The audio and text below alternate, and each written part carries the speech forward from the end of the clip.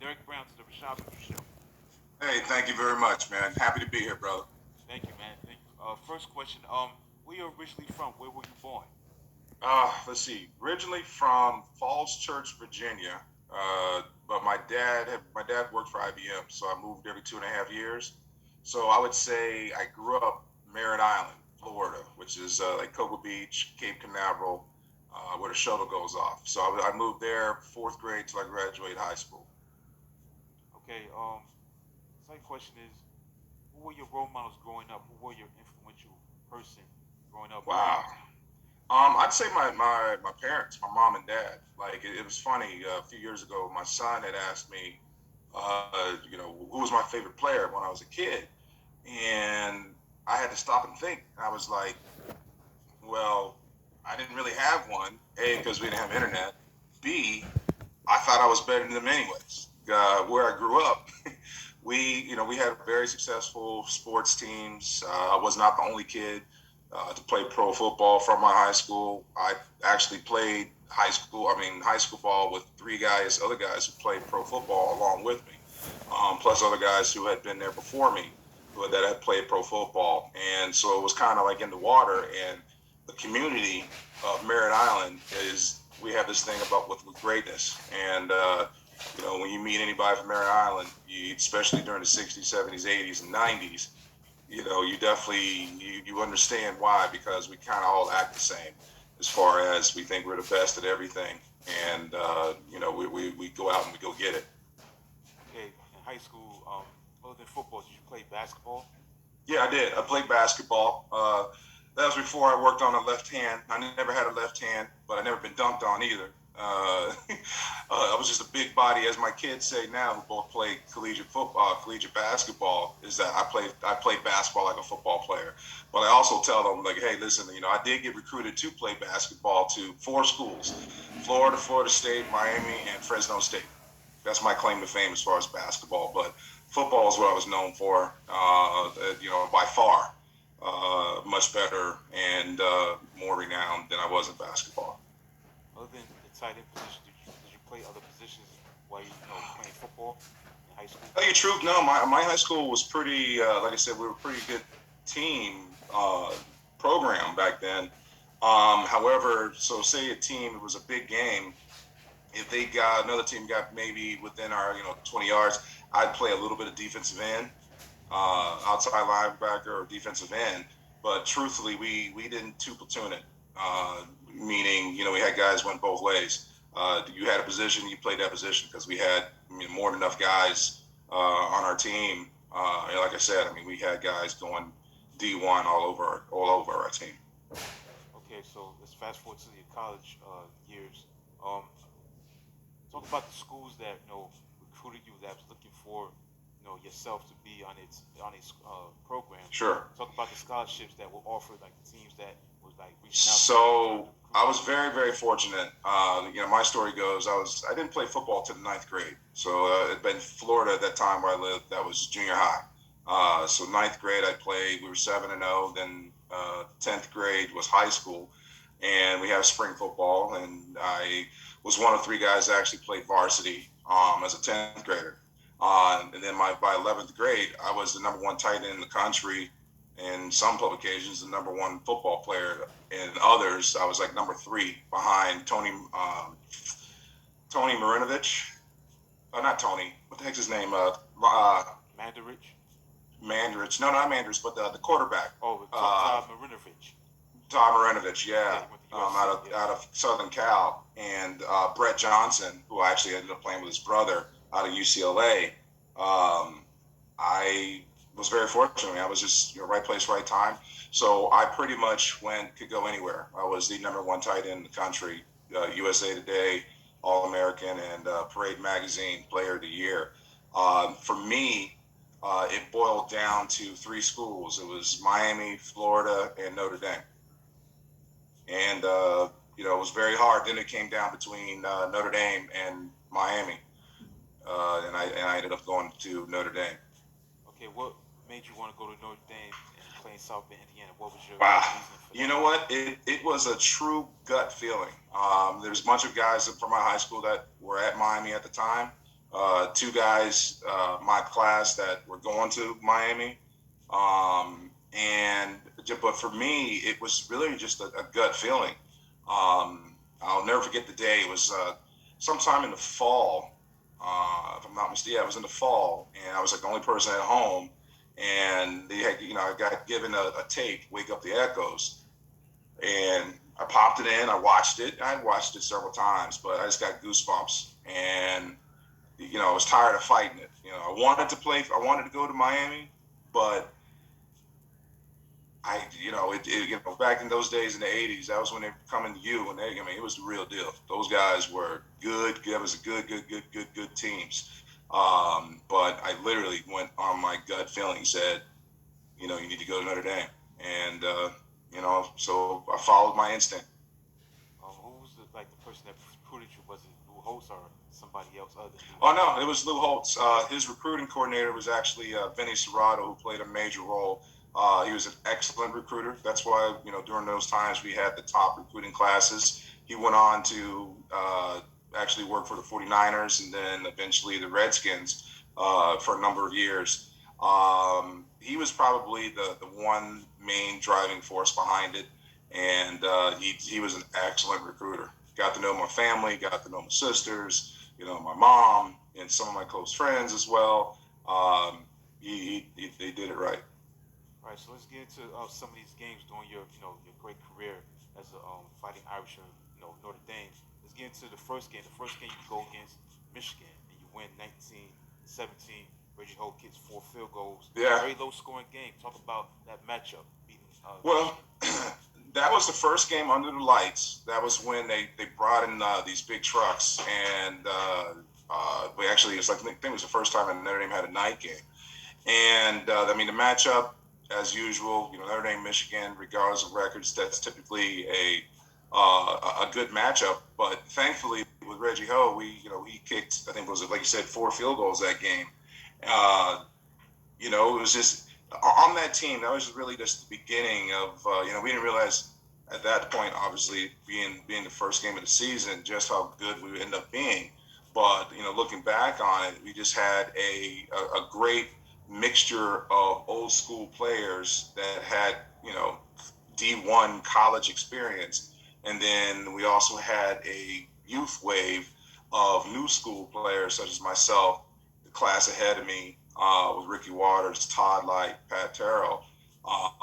Even though Pat was 3 years ahead of me, but he was from Florida, so that's why we brought that swagger, that chip on the shoulder of play. I mean, it was to the point where we didn't. Truthfully, we probably didn't respect the older players just because they were older. They had to prove it to us because we went in there. We were very talented, so we had a youth movement that was like, "Look, I'm going to take your job, and if you beat me, so be it. But you're not going to beat me." Yeah, that was a big win, and that was number 13 versus number 9 because your squad Yep. was preseason number 13. Michigan was preseason number 10, but they moved up to number 9, and your squad was Yeah. number 13. I want to fast forward to obviously the game of the year that season '88, Miami versus Notre Dame. Obviously, that was a school you could have went to Miami. They had a 36-game winning streak. They were the defending champs. They were dominant. Talk about the preparation, looking forward to that game. Obviously, Catholics versus convicts and all that. Talk about that week leading up to that great game. Yeah, I tell you what. So leading up to that game was funny. They were Miami was known for having people call players, during the week, and of course, having close ties to Miami back then. I got phone calls, hey, we're gonna kick your ass, this, that, and the other. That week leading up to it, but by then that was the fifth or sixth game of the season. And we had some pretty good games prior to that. And I think, we started believing. And, we knew that watching that tape and everything, we just didn't buy into the Miami lore. I mean, because I think, if I'm not mistaken, Miami the game before had just had a comeback win against Michigan last couple seconds. Lord knows what number of comeback wins that was for them.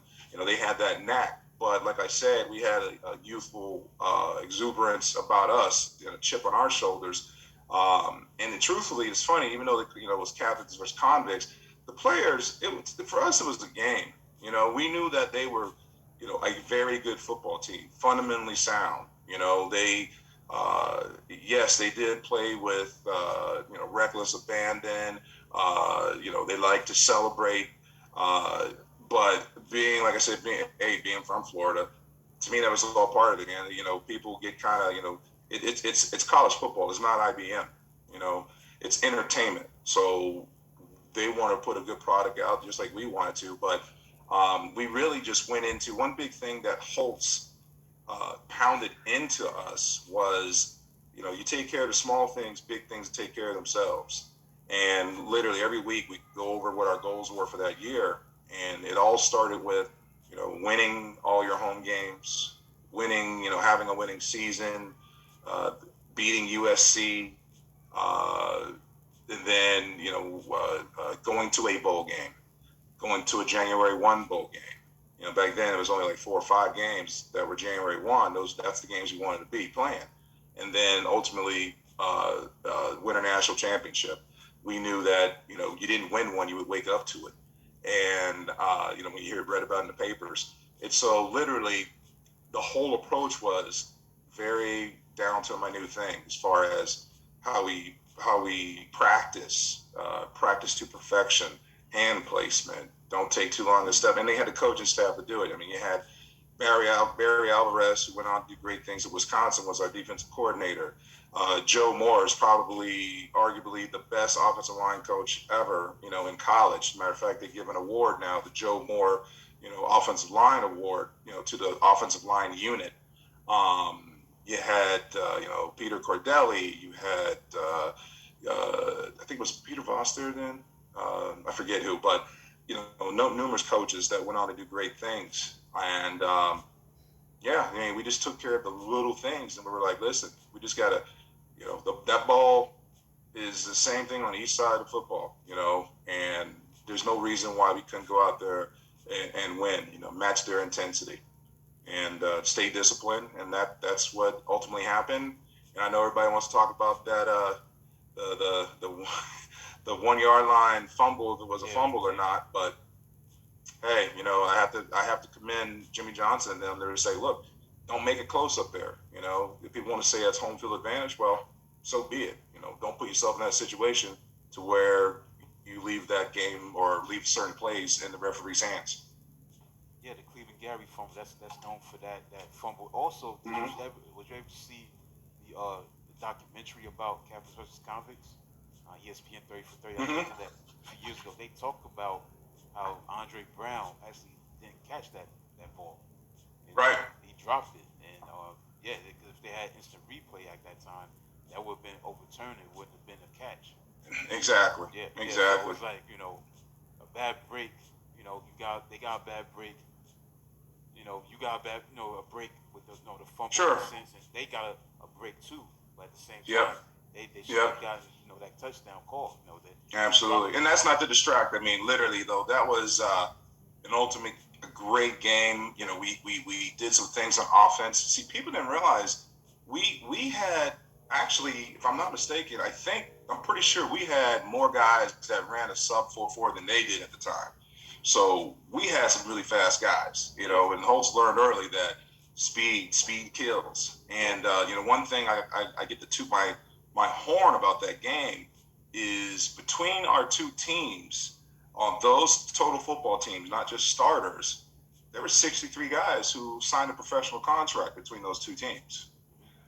Think about that, the talent that was on that field Yeah, that particular day. And, and it was what was close and dear to my heart was there was 3 guys from my high school that played in that game. Myself, Hurley Brown, actually 4. You had Bubba McDowell, Hurley Brown, Daryl Spencer, and myself. yeah, yeah. And that's the thing.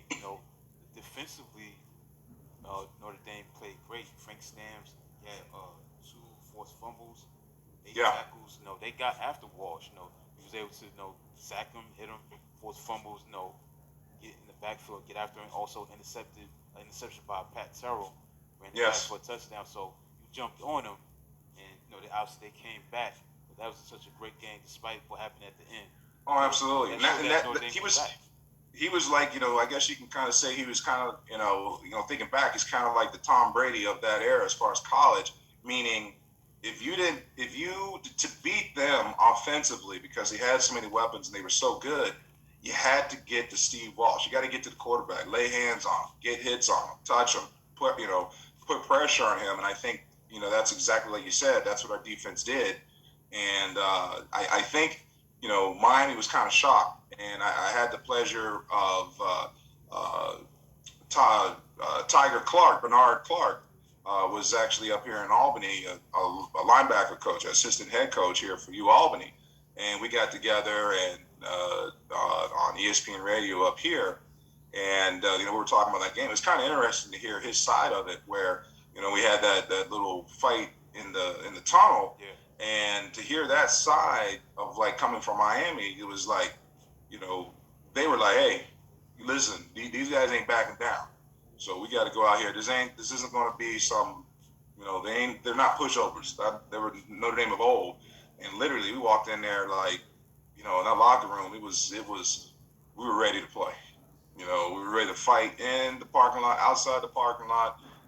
We had that, I guess you would want to call it, that street credibility too at that time. Yeah, like you said, you talked about the speed. That's what made that game different. Is that you had Rocket Ishmael, Ricky Waters, Tony Brooks. Correct me if I'm wrong. Tony Brooks. He was a running back for number 40. You had Yep. yourself. Tony Rice. Yeah, Tony Rice, obviously. Yeah. So it was definitely was going to be a much different game Yeah. than in the past because, like you said, the speed. You said you had more guys that ran a sub 4.42, something like that. 4.4. 4.4. Yeah, 4.4. Yeah, Yeah. Rocket obviously he definitely. I'm gonna get into him in a few. Yeah, I got a story about him. I'll tell you about when he ran his 40 time at our basically the first day of freshman camp. Yeah, pretty funny. Yeah, I'm gonna get into that. Okay, the last game of that regular season obviously was much kind of like overlooked because that Miami Notre Dame game was the big game, but you had to beat USC on the road. They were number 2 in the country. Your squad was number 1 in the country. So you go into Southern California, you win convincingly 27-10. Talk about that game. Well,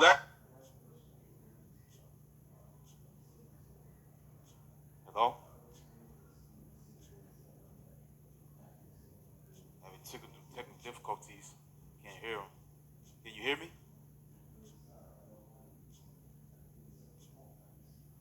I can't hear Derek Brown right now. Technical difficulties right now. I can't hear Derek Brown, so I don't know what's going on his end. Can you hear me, Derek Brown?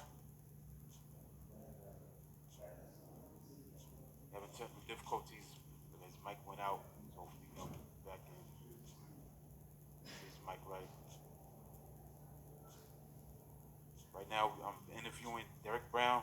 So far, so good. This interview is off to a great start. We're talking about the 1988 college football season. Unmute your mic. Can you unmute your mic? You gotta unmute your mic, Derek Brown. Okay. how about now? Can you hear me? Yeah, I hear you. Yeah, sorry about that. All right. Yeah, Good. continue on with the USC Notre Dame game. Yep. So for that game, for whatever reason, I didn't start that game. I got in a little bit, but I did not start that game. I had started against Pittsburgh, which was our 5th game. Played in every game. Played some in Michigan, different formations in Michigan State, Purdue, and then Miami and Pittsburgh. That game was a huge game. Like you said, it was 1 versus 2. Out there. I think that's probably been the first time. And then I think one thing that definitely gets overlooked was, we won a national championship. And I know some people are like, oh, Notre Dame, blah blah blah. They're not that good. We were damn good that year, or during those 4, 8, probably 8, 10 years. That year we beat 4 out of the top 7 teams that year. Hasn't been done since. Nobody goes through and makes a schedule where, we beat the Pac-10 champ in USC. We beat the Big Ten champ in Michigan. Back then, remember the WAC? The WAC?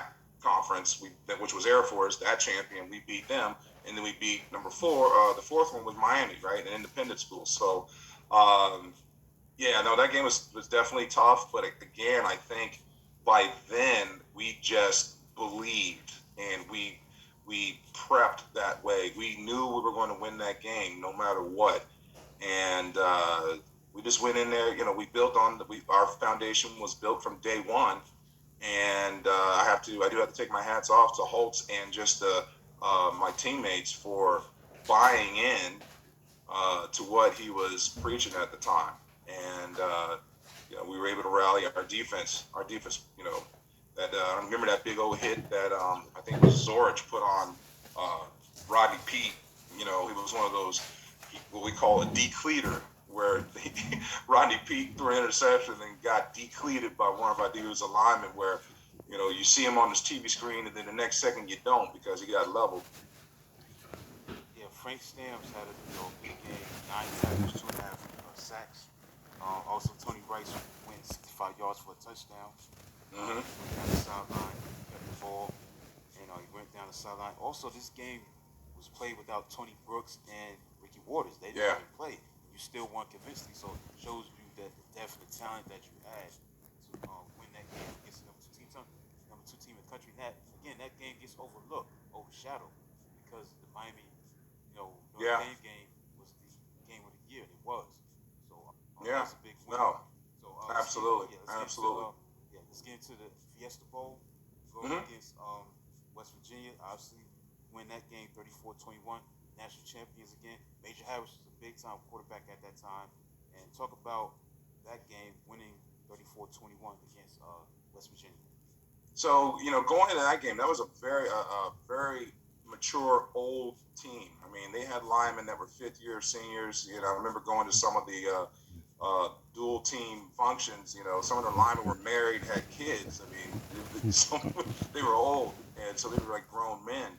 And like you said, Major Harris was another version of Tony Rice, not quite as good, I would say. Of course, he was my quarterback, so that's why I say it. But he was good in his own right, absolutely.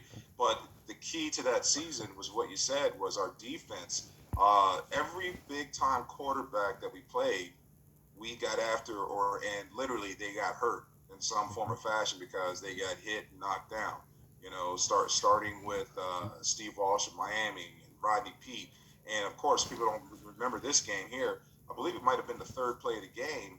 I think it was Wes Pritchard put a hit on Major Harris, and he had a messed up shoulder that whole game. So that definitely contributed to that. And then who would have thought that? I think Tony Rice only threw he threw like less than 10 passes, I believe, in that game. If not, somewhere around 10 passes, and ended up being the MVP. I was fortunate to be on the receiving end of two of those passes. I had a big game that game. I was two for 70, two catches for 70 yards. So, myself, I had a field day too. And again, I think what it boiled down to was the speed that we had acquired uh, that year, where we were just all over the field and like toying with them. Yeah, it was at that game. It was in our eyes was never close. Definitely, won convincingly 34-21. Now let's get into the next season, the sophomore years. Um, Now, obviously, defending champions, season number two. Start the season off, played in East Rutherford, New Jersey, at the old Giant Stadium in the kickoff classic. Yep, The first against sellout, Virginia. yeah, against Virginia's first sellout in 7 year history of the kickoff classic. You went 36-13. Talk about starting off great against Virginia. Well, again, by now, we were 12-0, and again, just how Holtz kind of prepared us. It was just like, hey, you start from scratch again. We, with the goals, everything was like, step by step. Win, win half your games, win your home games, have a winning season, same thing. And now we had a year under our belt as far as freshmen, and now our juniors moved up to be seniors. Seniors like Pat Terrell, I think Ned Belcar came back for a fifth year. No, yeah, was on that team, if I'm not mistaken. So we matured. We were that much better. And then now, you got guys. My backup was Irv Smith, at tight end. And during those days when not a lot of people really cared about the tight end, you had my backup was would end up being a first round pick, and had a nice long career in the NFL. And it was like that all over the place. So, in that game, um, you know, as good as Virginia was, I don't want to disrespect them, but we were like in another class by now, and so that game, kind of went as expected. Yeah, Rocky Ishmael had 5 catches for 121 yards. Um, Borders had 80 yards rushing, 2 yard touchdown run. Let's get into big game. That was a big game early in that season. It was number one versus number two. Michigan was preseason number one. It was number two in the country. It's number one versus number two. At that time, it served up as 25th matchup of the top two teams. And the earliest date in the season held that such meeting. And that game was obviously the coming out party of Rocket Ishmael. Man, he ran Yeah, two kickoff returns, one for 88 yards, one for 92 yards as Fighting Irish Notre Dame win 24-19. Talk about that game. yeah. We went up to Michigan that game. It was again great conditions, and we had. It goes to show that speed kills. I mean, yeah, we had Rocky who ran a 4.2, 4.28, 4.25, but you had guys like his lead blocker was Rodney Culver, God rest his soul. He was on that value jet crash a number of years ago. Um, he was a 4.5, 4.4 running back. You had Irv Smith, who was another 4.5 guy. There was just so much speed all over, and when with a football team or any kind of sports team, when you get as a coach, when you get to that point where all you're doing is coaching, you're not like policing the players, trying to get them motivated or whatnot. The, when you have players that know what the bar is and they're kind of like, hey man, you got to bring your A game or you're not, you're not doing what you're supposed to be doing, man. You got to, get back in that playbook. We put that pressure on guys. Coaches didn't have to do that, so we were policing ourselves then. So now we were basically on automatic where, listen, man, the bar's up here, and if you're not performing like that, your backup was going to take your spot because we were that good. In our eyes, the second best team in the country was our scout team. Wow. Yeah. Talk about the story about Rocket Ishmael. You say he's not sure. So yeah, first day we get there, and we line up to get ready to run 40, so they can get numbers on us and stuff. So Rocket was in front of me, and got down in the sprinter stance. He gets out, but he stumbles and kind of bear crawls a couple of yards on all fours. Gets up, and he still ran a 4.28. My hand to God, that's how fast he was. And his 0 to 100 was just so quick. He wasn't one of those guys that, it took a little while to get up there. Nah, it was 0 to 100, bang, and he was at full speed. Yeah, he was dangerous, man, because he was like Bob Hayes, man. Like, for those who are listening right now, Bob Hayes used to play with the Dallas Cowboys. Yeah. He was the world's fastest human coming out of Florida A&M. He was so Mm-hmm. fast, man, and that game really put him as a superstar in Oh college yeah. football, man. Yeah, yeah, and it was funny, back then too. And then it was funny, like we would sit there and watch, like as a player, and you would see a punt or especially on punt, but even on kickoffs to some degree, but especially on punt, depending on how that punter punted the ball, you knew halfway up, you're like, oh, he's gonna take this to the house. Like it's just I could tell. He outkicked his coverage or he didn't put enough hang time on there. It's just like, all right, it's just a matter of time. When Rocky gets that ball in his hand, it's gone. And then you got guys on his team blocking for him who totally believed in him and they took pride in getting him into the end zone. So that's a combination that teams that played us they really did not want. Okay, the next game I want to get into is the Southern California game. This is a big game. Top of Yeah. Ridge. You win 28-24, and there was a pregame fight, but you win 20-24. Talk about the recollections of that game. So yeah, same thing. That was a team that had Junior Seau and if I'm not mistaken, Mark Carrier was still there, I believe, but definitely Junior was there. They had a very stealth defense, but again, they were those guys who were big, they were strong, they were fast. They had a great quarterback who was cocky as well, and Tom Marinovich. Um, but I tell you, like I said, by then, I forget what game of the season that was. This is going on our second year being undefeated. So we definitely bought in and believed that no matter what, if we keep doing our little things, keep hand placement, pad level, footwork, if we execute our game plan, we're going to win. And lo and behold, that's what it was. Okay, the next game, Penn State. Penn State, they was ranked number 17 in the country, number one, and beat them 34 to 23. And also, this was ran the ball extremely well. Ran for 425 yards to win for the first time in state college in 76 years. And Mm-hmm. Tony Rice ran for 141 yards. This win, Notre Dame was great at running that football. Wake Forest had 128 yards rushing. Rocky Ishmael had 84 yards rushing, and this win was the 23rd straight win for Notre Dame and 11th straight against opponents ranked in the top 25. So just had that confidence that you're gonna beat anybody, and rightfully so. Talk about that win at Penn State. Yeah, that was a huge win. And again, it goes to just the preparation and the mindset that we're going to win. We're going to go out there, and the fact that it doesn't have to be close.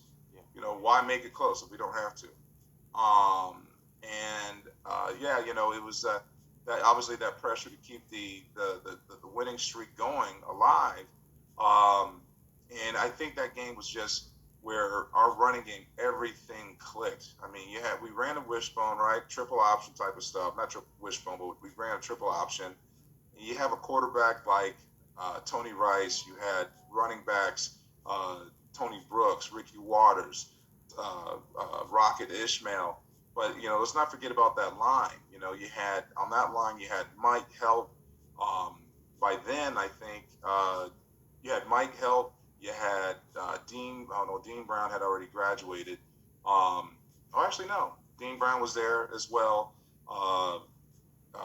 Tim Grunhard had left, but again, when you have the best offensive line coach in Joe Moore prepping those guys, it's right place, right time. Everything came together in our running game, and when you had a defense that could get the ball back and get it to us to give us more opportunities to do our thing. Again, that's an ugly combination that if you're an opposing team, you didn't want to see that. Okay, so you're on a 23 game win streak, 23 games in a row. Rolling on, now you play Miami. This is a team that was looking for revenge. Unfortunately, Catholics versus convicts too. yeah, unfortunately, lost the game. Unfortunately, 27-10. What went wrong in this game? Because everything was so crisp and flowing before this Let game. me tell After you, the game, this that game was the one game that I think if you sat Coach Holt, he might regret one thing was beginning of that game in the locker room.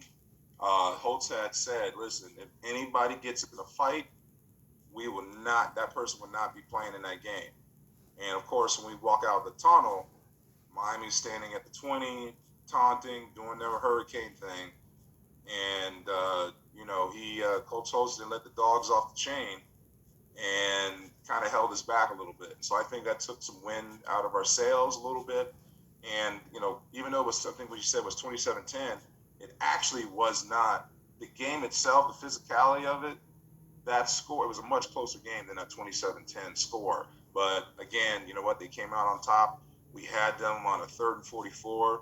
yeah, Uh, what's his name? Randall Hill Randall Hill. caught a 3rd and 44, man, and that kind of crushed us a little bit. And then we actually threw a pick right before the half. Actually, I think it was a pass coming to me, and so that one hurt us.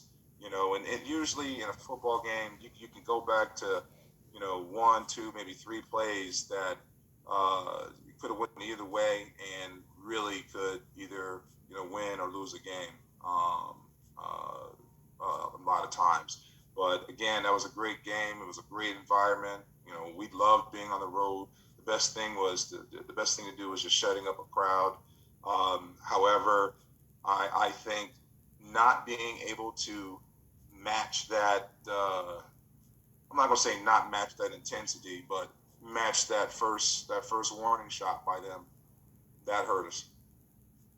Yeah, I was saying, I said Bernard Clark. Yeah, he made that interception. That was no, the pass was intended for you.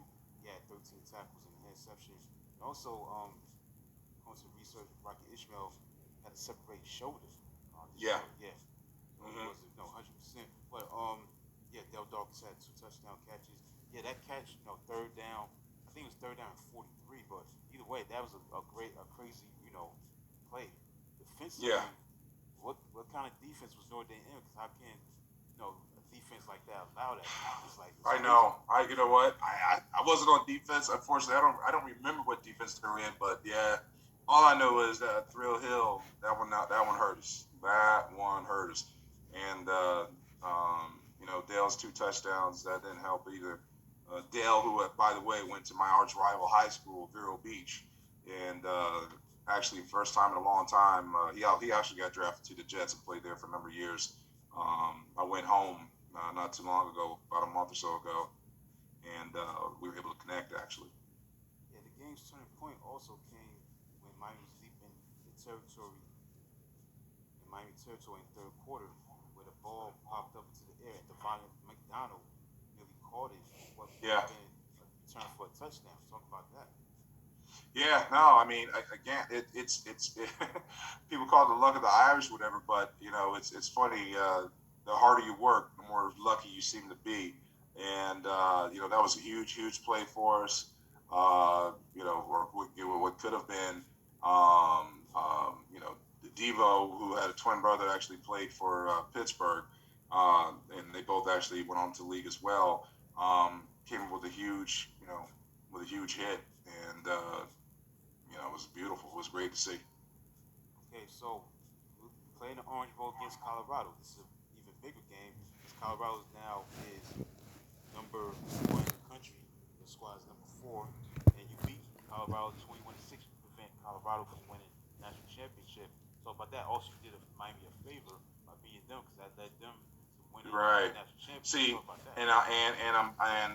I may sound bitter because I am. What really stinks about that is we still had the best record in the land because we had that extra game. So we were, we ended up being the season 12-1 when everybody else did not have an extra game. But because we lost late in the season, we were out of contention for the national championship, even though we still had the best record in the land. Um, that game. That's when they had. Was it? Oh my God, Eric the Enemy. Darian Hagan. They Darian Hagan. And then there was another running back they had. Darian Hagan, Eric the Enemy. I believe there's another one too. They had some speed demons there. Uh, uh, what's his name? The head coach there. He took a page out of Jimmy Johnson's playbook too of recruiting speed, speed, speed. It was a very tough game, uh, low scoring game. But that just to me that just goes to show you really how both of our offenses kind of matched, where they had a running quarterback, they had very strong runners, as we just mentioned, and they had a very stout defense. This is going to be one of those. It was one of those games where whoever made the most stops and made the less mistakes was going to win the game, and we were able to pull that off. Yeah, Rocket Ishmael had 108 yards and played tailback. Yep. He plays tailback before he got hurt, and Mm-hmm. went 34 yards downside, 14 out lead. Also, the Irish offense went on an 82-yard drive, including 17 straight runs and 8 of 9 minutes off the clock. Yep. And it was one of the most devastating drives in whole history, leading to Anthony Johnson.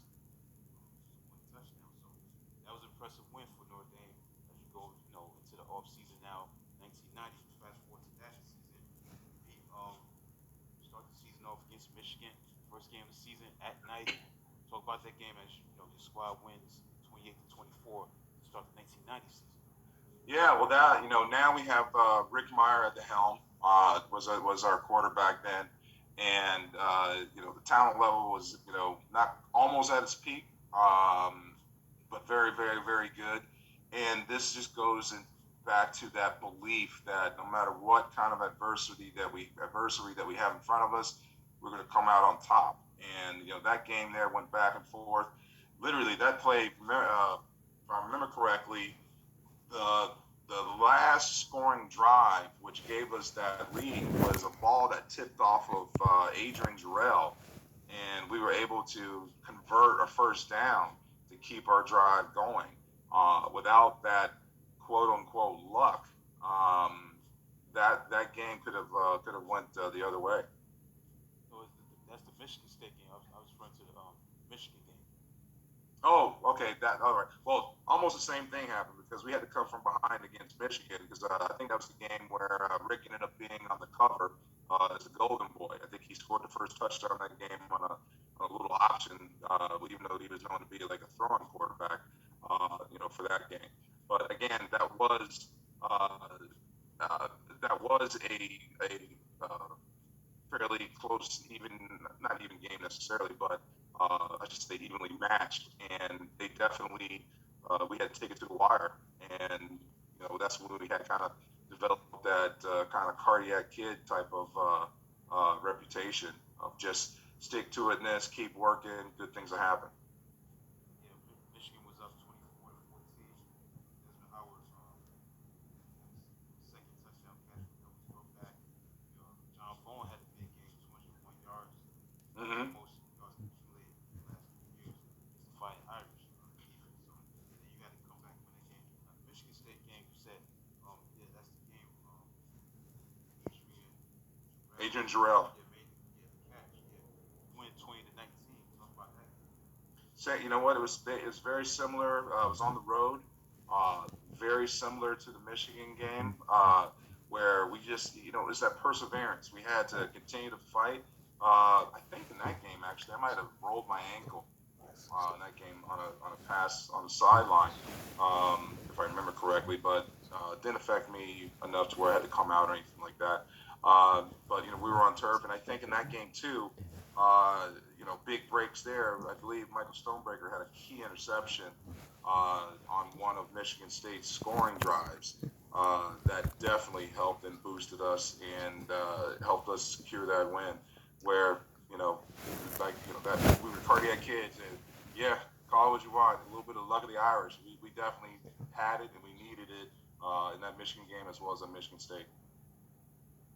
October 6th, we was the number one team in the country. It was Stanford, 36-31. What went wrong in that game? Was there overconfidence? Tommy Vardell scored 4 touchdowns on a run the ball. What happened in that game? Was it overconfidence? I would say a little bit of overconfidence. Actually, not no, not no. I'm not going to say overconfidence. Um, I think it was more or less, probably more. I'm not gonna, yeah, I'm going to say it. Maybe cracking under pressure because we had gone basically 2 plus years with one loss, so we definitely weren't used to losing. And for whatever reason in that game, like you said, touchdown Tommy Wardell and his 4 touchdowns.